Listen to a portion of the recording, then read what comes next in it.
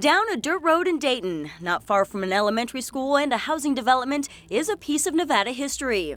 Work on the Sutro Tunnel, a nearly 4-mile stretch from Dayton to Virginia City, began in 1869. The goal? To drain and ventilate the mines on the Comstock lode. They wanted to use it to transport ore, and I think they did use it to transport ore, but that was not the main purpose of the tunnel. A town grew around the site. The town was to the east. Adolf Sutro envisioned having a self-contained site where his miners would be able to live. They had agriculture out here that the water from the tunnel would help to irrigate.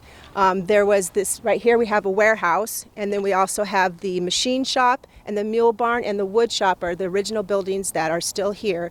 There was about 10 other buildings that are no longer here today.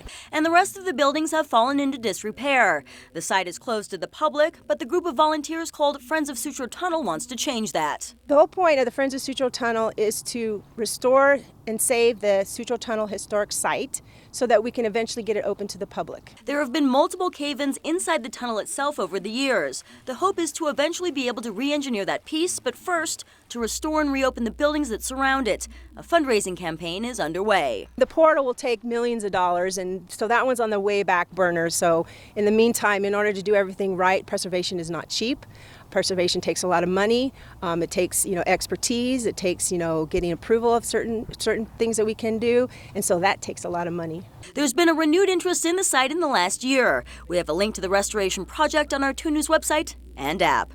Covering the story in Dayton, Chris Buckley, 2 News.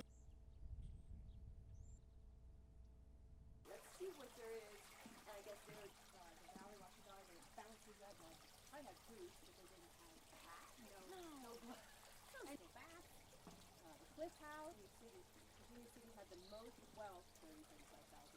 For all three. But, it'd be great. I get to see anything, so it's like, oh my God.